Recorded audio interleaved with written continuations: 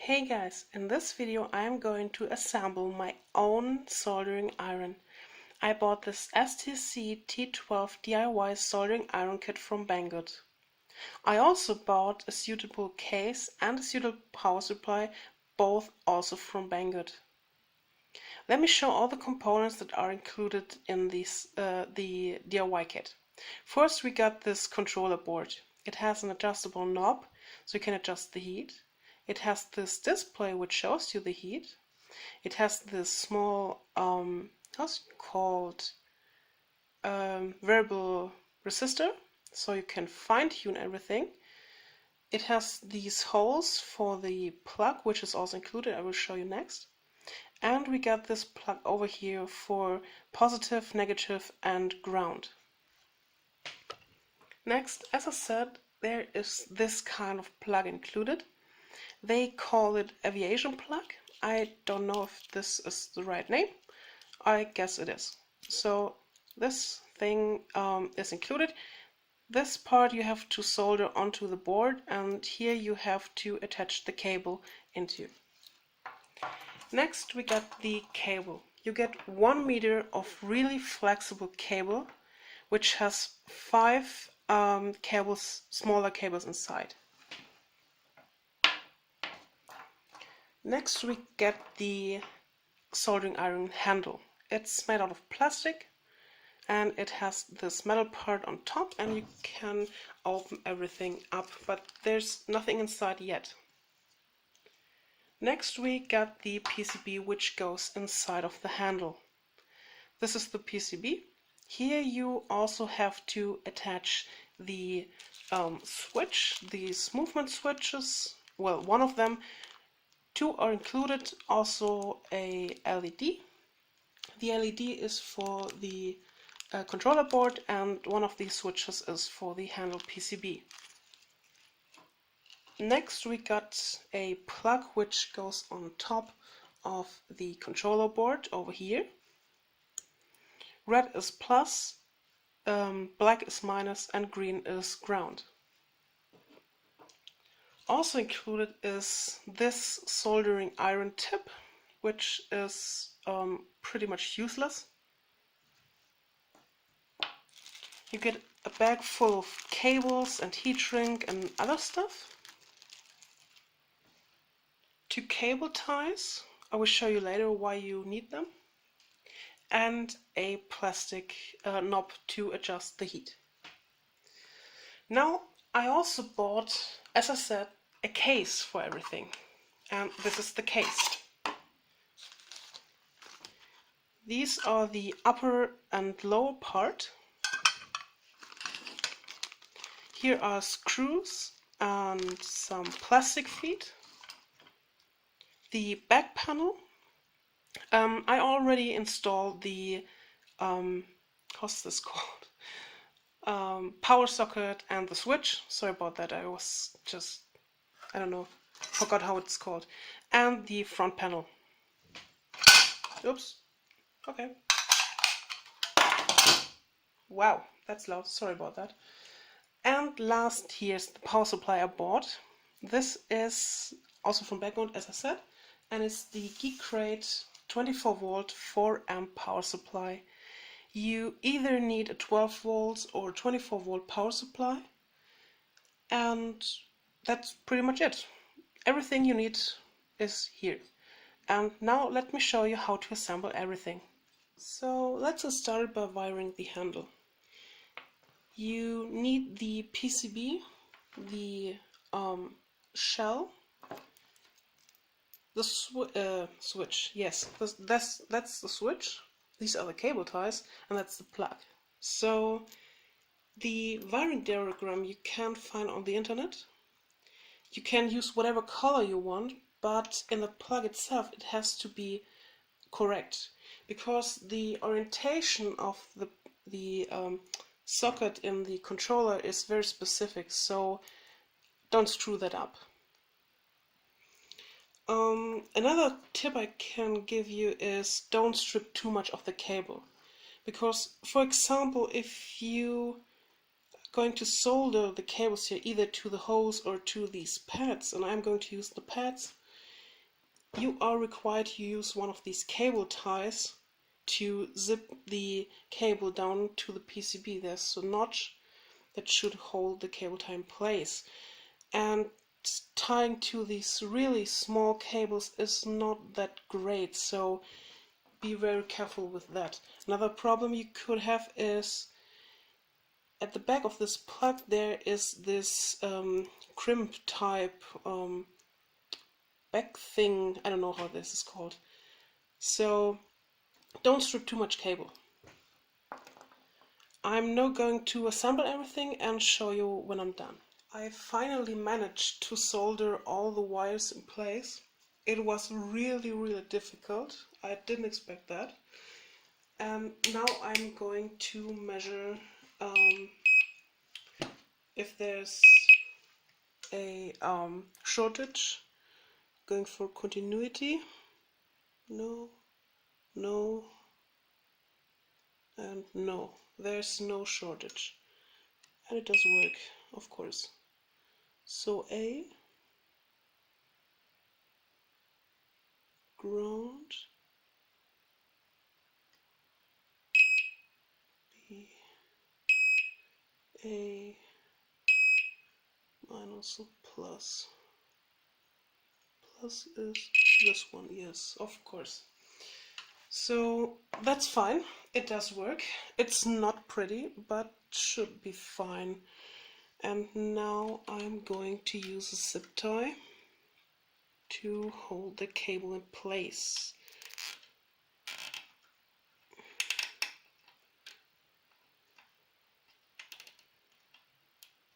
That's fine. So yeah, I don't know about that. Next time I'm definitely going to use the holes instead of these pads. It's not a great job, but I think it might be my soldering iron. I just got this crappy one, this really old one. It doesn't work really good, but it should be fine.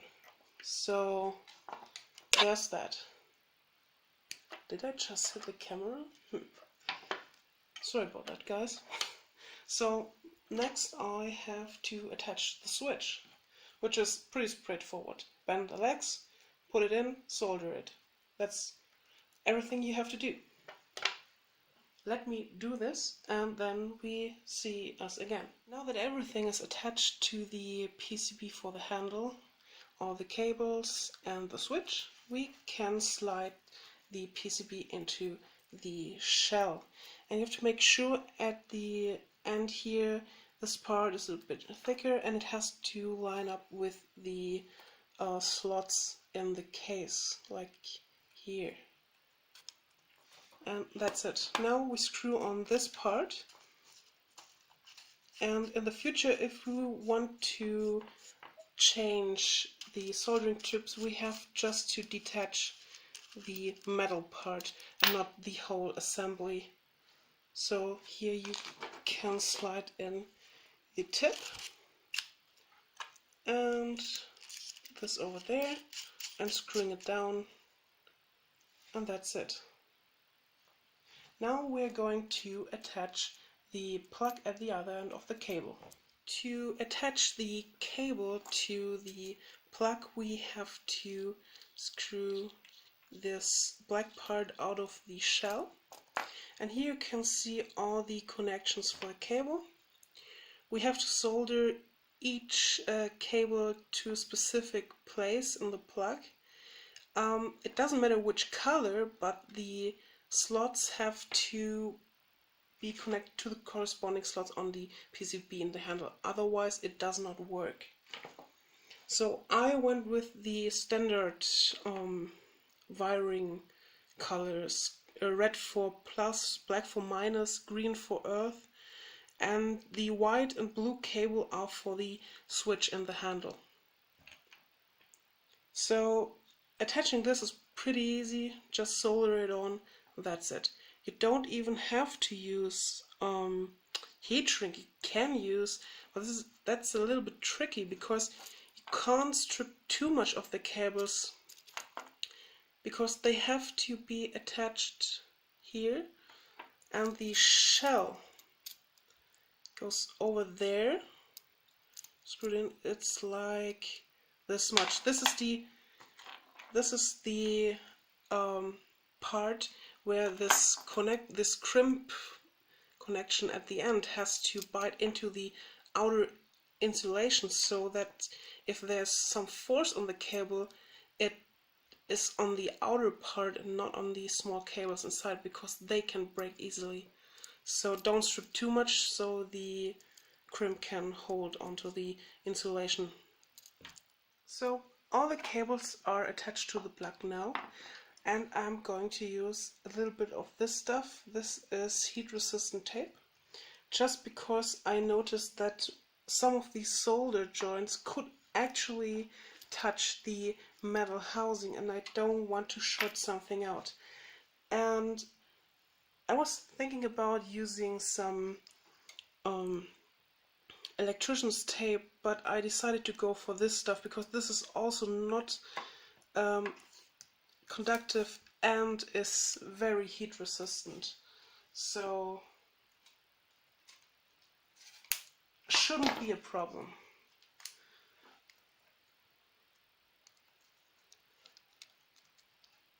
Now I'm going to just tape these connections, or not. Yeah, I am. So that's fine. Should be okay.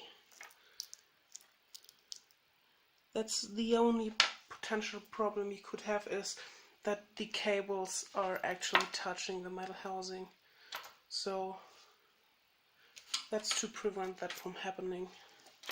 That will prevent it from happening. But there is one which sticks a little bit too far out, so I just cut it, and the other one also I just cut a little bit, and I have a gap. Nice, didn't see that. So another piece.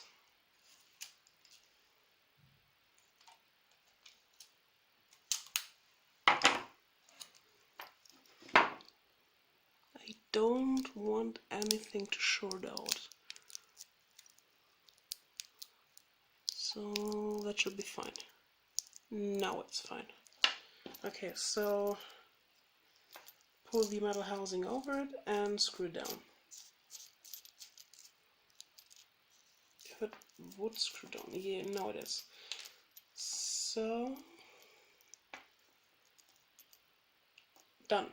So one of these little screws just fell out of this crimp connection thing, which I now have to tighten down so it bites into the outer insulation of the cable, and if there's any force or stress, it doesn't break the small cables inside. It rather first damages the outer insulation. That's it. Everything fine, and it should work. So now I'm going to test if all my connections are right. And to do so, I have to disassemble this thing. So, and I need my multimeter, which is ready. Yep, it's ready. So just, oh, okay. So the first thing over here should be connected to ground, which is green. Am I right? Wait. No, that's the wrong thing. The upper left is connected to ground. Right. Okay, I was touching multiple of these. green, no, no, no, no. Perfect. Next, which is number 2, should be connected to plus. So not to minus, not to switch 1, not to green, not to switch 2, but to red. Oh, sorry, it was out of the screen. So not to black, not to green, not to... yeah. Okay, that's green, but that's white. Not to blue, but to red. So next, the bottom one is connected to white switch. Not to blue. Oh, it is. Oh, well, the switch was it. Not to red. Not to blue. Not to green. To white. Not to black. The fourth one is this one is connected to blue. Not black. Not to white. Not to green. To blue. Not to red. And the last one, the upper right one, is black, which is minus. Not to white, green, blue, or red. Works. Perfect. That's exactly how it should be. At least in my case. As I said, you can change the colors around as you want, but I'm going for the standard one and the one that is recommended in the manual. So there you have it.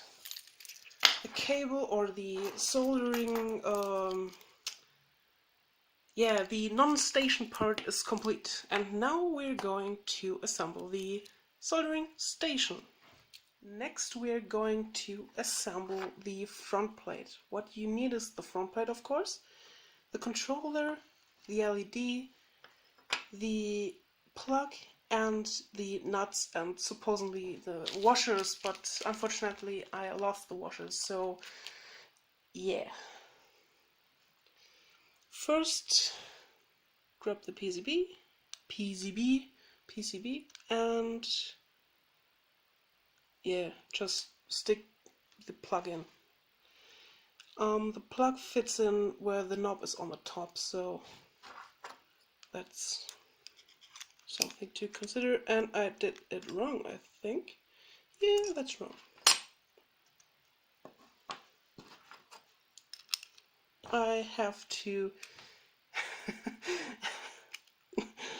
I have to attach the front plate to the plug first. So yeah, just grab the front plate, grab the plug, put it in here, get the washer and the nut, and just screw it on. Don't tighten it down too much. You have to adjust the position of the plug. Next, stick in the LED. The long leg is plus, the short leg is minus. Just stick it in. Then orientate the notch to the top and try to attach everything. It's a little bit difficult, but it should work. And it just bent my LED, which is not the best idea.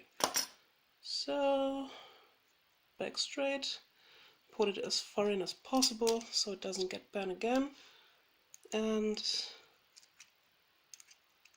stick everything together once again. And that's right, more or less. Oh, sorry.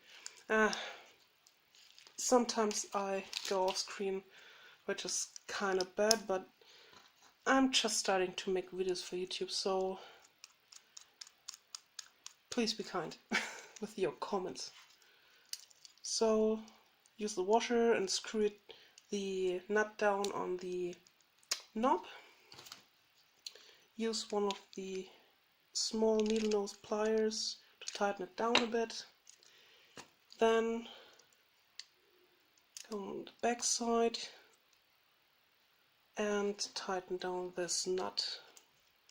Now you can tighten it down because it's oriented in the right position, so that's not a problem now.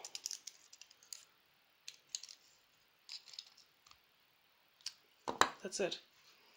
All you have to do now is to stick the LED to the front. Normally it should fit, just, well, it doesn't. Normally the LED should stick out, but as you can see it doesn't fit perfectly, which is a problem of my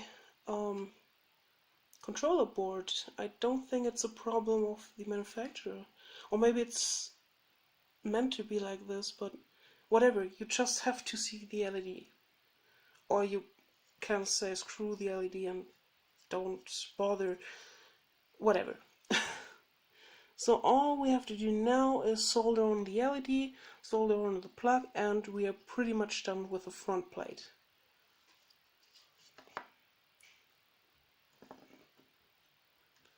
So everything is assembled, everything should be fine, and the last thing to do is to figure out the internal layout of the case. So I'm going to use one side of the case, screw the front side in place, screw the back side in place.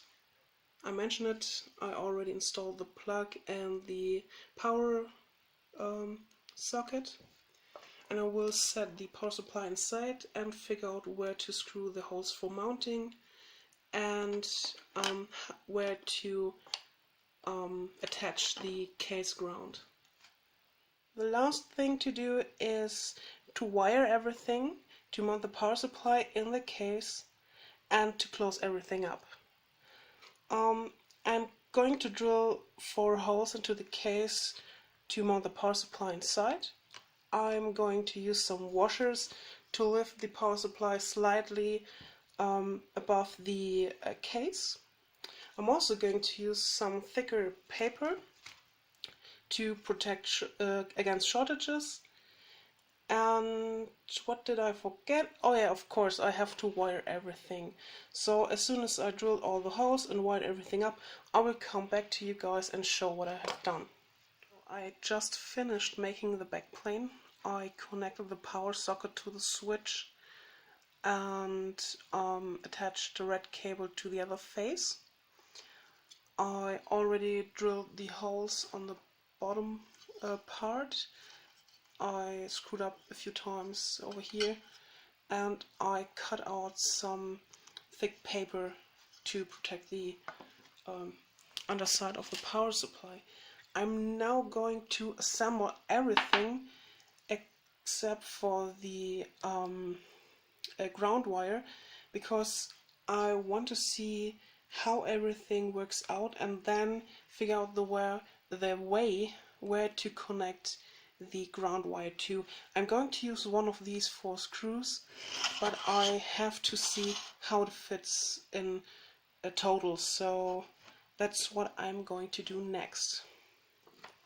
So all the holes are drilled, and I cut a few small holes into this thick paper, and I threw away a screw. So let's see how it fits.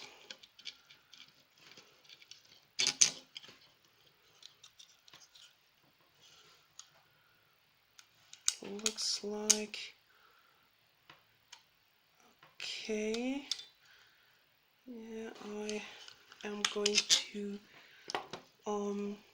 use some washers to get the board, the underside, away from the paper.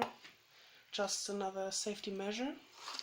I'm going to use some of these washers. I pre-tested it, and 6 washers on each side should be just fine. Now I finished placing all the washers, and I'm going to screw the power supply in with some of these nuts. I think about using washers on the top to prevent some damage to the board, because it seems that the nuts are not quite big enough, so I'm going to use another 4 washers.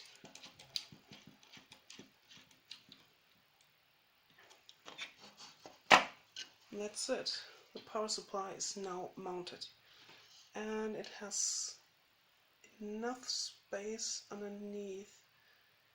There is no component touching the paper. Now I make a test fit of the top side to make sure that the coolers are not touching the top. It has to slide on this way, and yes, there's enough room inside, so no problem there. That's just fine. Oh, sorry guys. So that's just fine. I'm going to attach the front panel.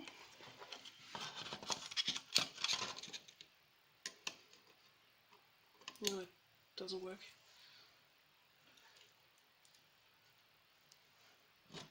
Oops.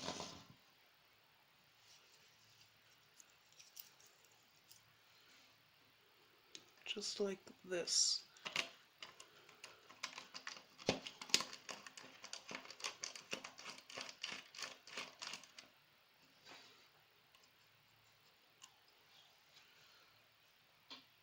And another screw for the left side.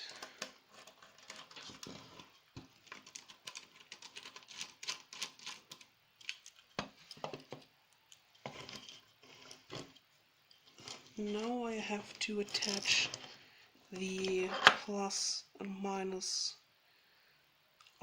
cable for the controller board. As I said, the earth pin gets not connected yet. It gets connected later.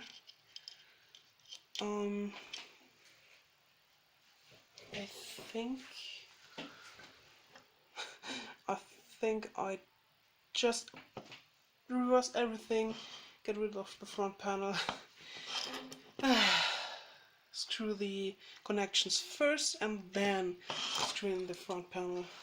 That's much easier. Yeah.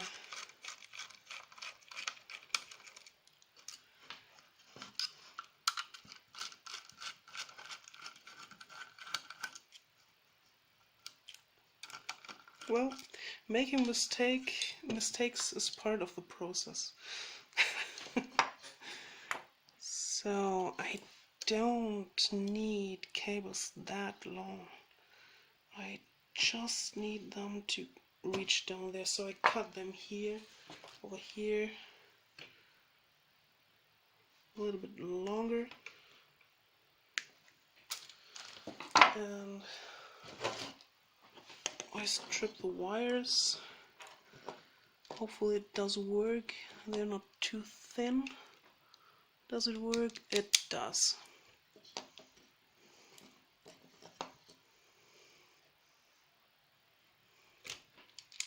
Yeah, a little bit more on this side. Perfect.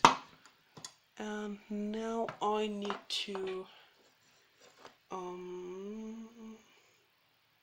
either I'm going to tin the cables or I'm going to use one of these. I think about using these. So let's see.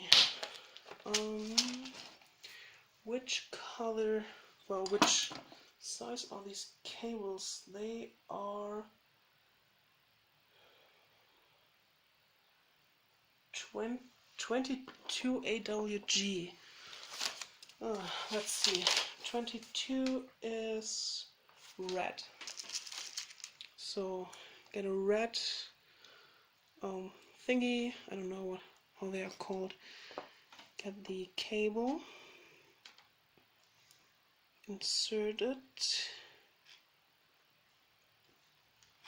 Does it work? Yeah, should be. So the copper phases are inside, and use the tool, the smallest I guess, and crop it in place. just does not work as it should be. Oh God. I never used these things. I've no idea how they are supposed to work.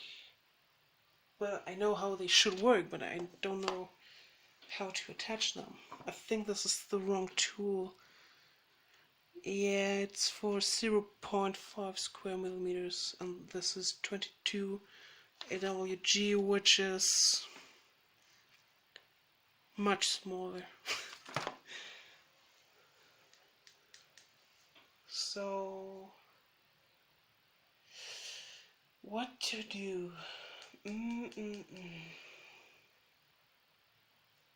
Oh, I think I can just use one of these pliers. So, I'm going to try this. Stick it in, and then apply force. Press it, and yeah, should be fine. Should be fine, yeah. Maybe it does work, maybe it's not working, so I don't know. I'll try.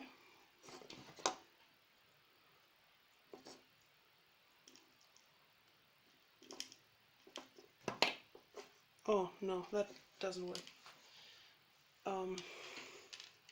Yeah, no, that's not a reliable connection.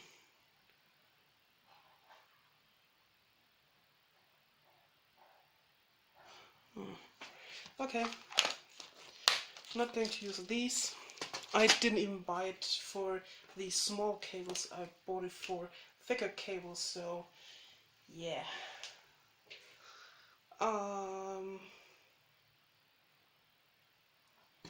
Okay,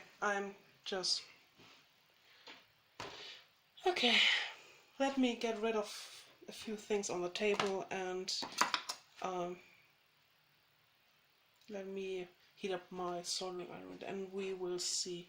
I just had to redo a few things.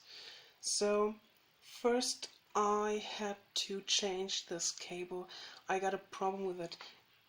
There's the NTC that is blocking the way of the cable that it was prior attached. Now I had to come in with a cable from the top, so I'm not able to use heat shrink on this connection, which is not a problem. The only problem that now appeared is that this screw is a little bit too close to this connection, so I used a tiny piece of heat shrink and shrunk it onto the screw. Now it should just be fine. Another thing I did is I attached the ground cable. I used black because I don't have any other color other than black and red, and as I said, I want to use these cables because they are rated up to 200 degrees C. And I now am going to use this screw over here as a ground connection because this screw is too close. I can't get one of these things on it. This screw is too close to this connection and this screw is just way too far away. So I'm going to use this one over here. And the cable has a little bit of slag, maybe a bit too much, I'm not sure. Maybe I'm going to shorten the cable. Or maybe I just let it as it be. I mean, it's not a problem. It's just a little bit much cable in there, but it's not interfering with anything, so that should be fine. So I'm going to use another one of these. Well, this is damaged, but another one, and I'm going to attach the ground connection from the controller on that, and also going to attach it down here. And I'm thinking maybe I'm not going to shorten the cable, or maybe I am. I'm not sure. goes like this, I get a lot of slag. I'm not sure yet. But I have still to tin these cables so I can screw them in, and I have to shorten this cable and figure out the way to go and tin the connection so I can clamp it in here. So let's see how I'm going to do that. So I just attached the cable for the controller. I tinned the minus and plus cable, I screwed it in, and I used, as I said, one of these things. I don't know how they are called. Just for the ground wire for the front plate. Now I'm going to screw in the front part, and the whole table is just a mess right now. I'm going to screw in the front plate. I have to tin these cables and figure out the way. Then I'm going to plug them in, and I can finally test the soldering iron. I just finished wiring everything. I'm done. That's it. So it's completely assembled. There are a few things that I noticed which you guys might look out for if you're doing the same as I did.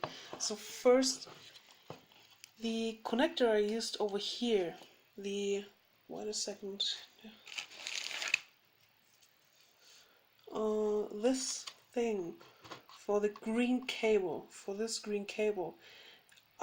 it was way too close to the front controller, and I had to move it a little bit this way, and also had to make sure that it's not touching anything on the board. Otherwise, I would have to insulate the connector.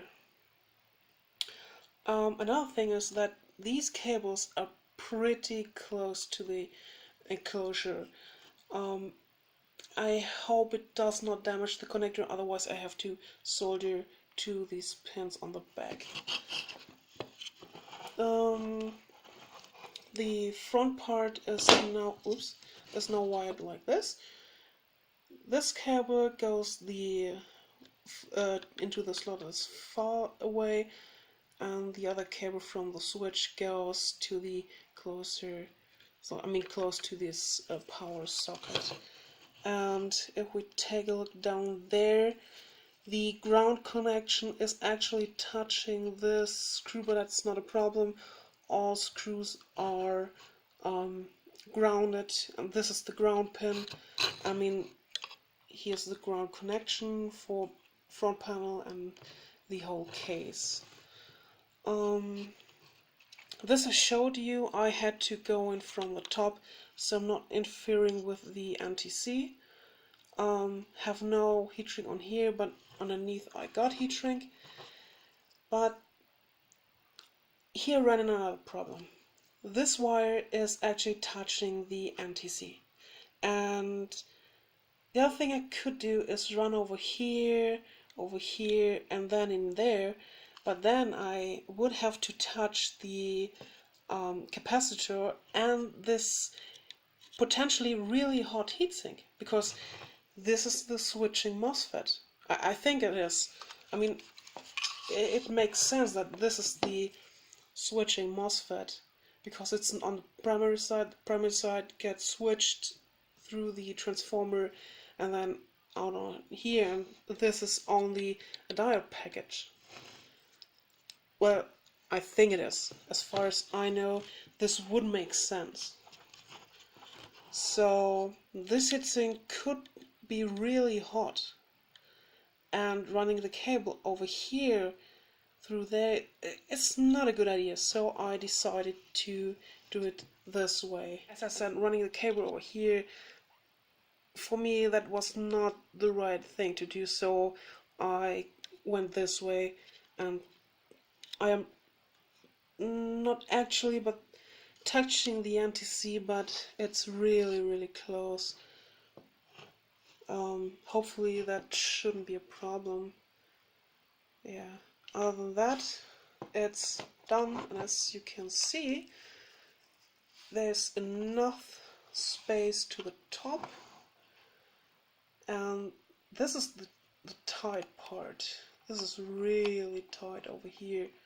I have to squeeze down, and I have enough clearance to the top so I don't have to bother with insulation there. That's just perfect. So let's assemble everything and test the unit. So I just screwed on the top. I grabbed the rest of this kit and the tip that is included, which is this type of a tip. This is pretty much useless to me. Other people like it. I don't like it. I bought two other ones. These are the D24 and the BC2. Each of these tips cost around $5 to $6. And now I'm going to connect everything and we try.